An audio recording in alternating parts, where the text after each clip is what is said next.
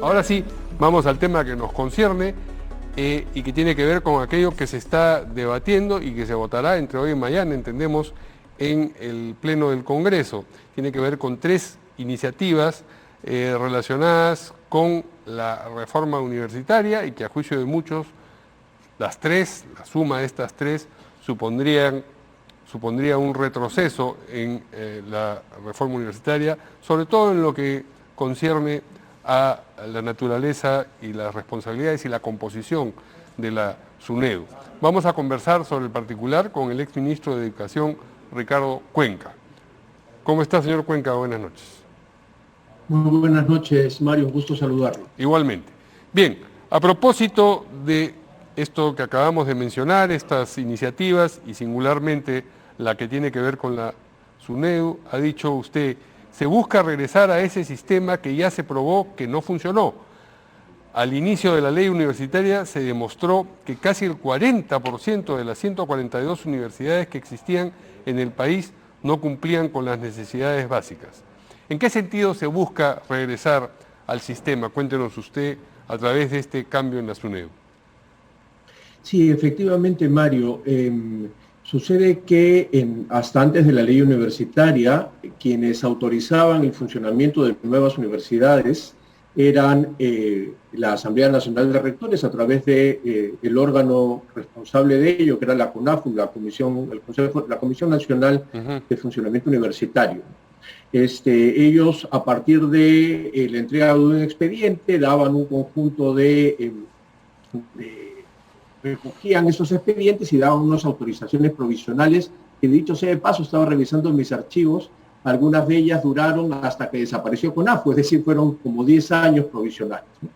¿Qué es lo que sucede? Ese mismo sistema de alguna u otra manera se quiere hacer al modificar la composición del Consejo Directivo de SUNEDU en un doble sentido. Uno primero es que vuelvan los regulados a formar parte del regulador. Es decir, los rectores. Un segundo, es decir, los rectores o sus representantes, sí, y no como es ahora, que es a partir de un concurso público para cinco de los 7 miembros del Consejo Directivo de SUNEDU.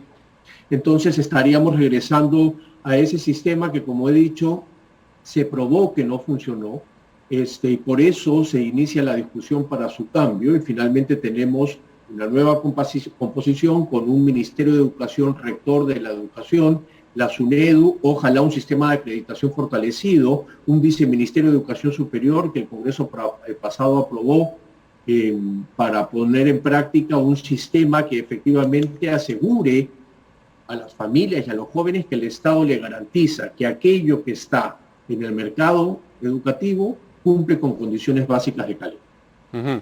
Sí, ahora, no es ese, sin embargo, o no es esa, sin embargo, la única iniciativa que se está por votar y aparentemente aprobar. Son tres en realidad. Está el proyecto 697, que tiene que ver con lo que usted acaba de mencionar.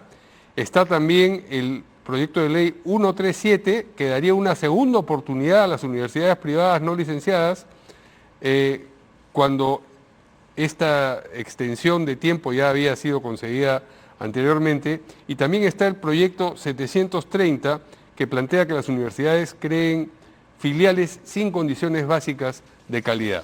Todo eso es el paquete que, a su juicio, supone o supondría, de ser aprobado, un retroceso a la reforma universitaria. Sí, y el asedio más duro que ha recibido la reforma universitaria ha recibido un conjunto de amenazas y de asedios desde el mismo momento en que fue promulgada. A las pocas semanas, el 9 de julio, si mi memoria no falla, el presidente Humala promulga la ley universitaria, y a las pocas semanas se presentan 2 demandas ante el Tribunal Constitucional para declararla inconstitucional debido a que vulneraba la autonomía y otros elementos más. Meses después, el Tribunal Constitucional falla en contra de esta demanda y confirma que no hay ninguna vulneración a la autonomía, y más bien hace algunos ajustes menores a la ley que efectivamente se implementan, ¿no? Entonces, si uno lee, como muy bien usted lo está mencionando, Mario, en conjunto estos 3 elementos, más aquellos que ya se aprobaron, ¿no es cierto?, extender el plazo para que los docentes sin grado de maestría continúen trabajando, volver al bachillerato automático y no desarrollar competencias en los estudiantes de corte de competencias investigativas en ello. Si leemos en conjunto todo, lo que hay es un doble sentido contra la reforma.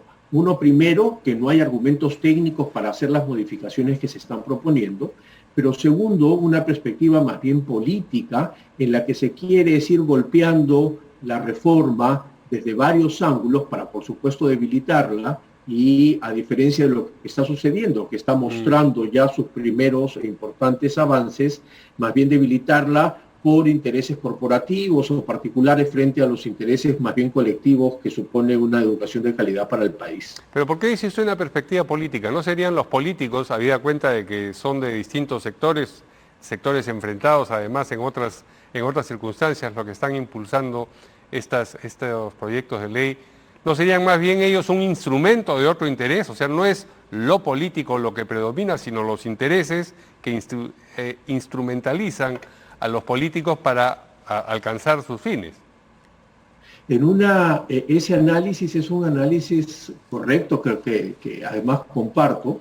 Si estuviésemos en una situación de política de mejor calidad de la que estamos teniendo, ¿no es cierto? Yo he sostenido desde hace mucho tiempo que hay una gran precariedad política y entonces los intereses corporativos y los intereses particulares se mezclan con los intereses políticos y por lo tanto estamos ante una situación como esta. Entonces, instrumentalizar la política a partir de intereses no políticos es, digamos, el análisis correcto en una situación con un mínimo de calidad política en el país. Sin embargo, no es así desde mi perspectiva por lo que le acabo de mencionar.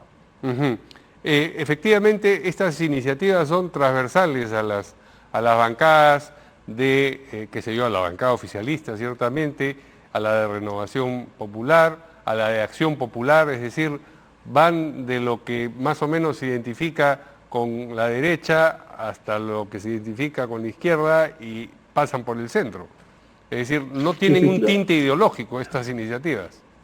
No, lo que pasa es que más bien se juntan algunas razones, entre comillas razones, o perspectivas políticas o racionalidades políticas que confluyen en estos puntos por varias razones. Primero, porque hay aquellos que creen que, por ejemplo, la regulación del Estado no debería existir y hay una cuestión más bien ideológica detrás, y creen que el mercado debería ser el regulador de la calidad y por lo tanto se podría prescindir de un trabajo como de la SUNEDU, y es por eso que apuestan al tema de la acreditación.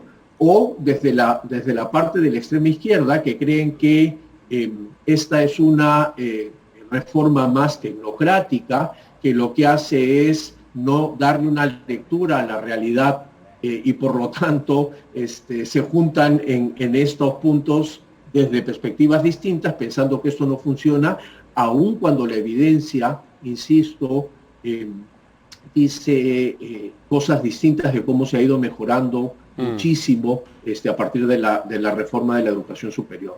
Ahora, por lo que parece, hay un respaldo mayoritario para estas iniciativas, lo vamos a ver a la hora de la votación.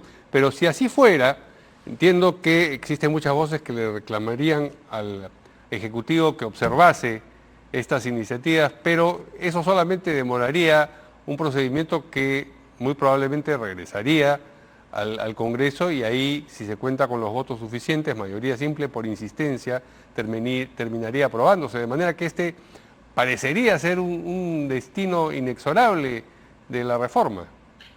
Que solamente podría ser luego, digamos, peleado en los fueros judiciales.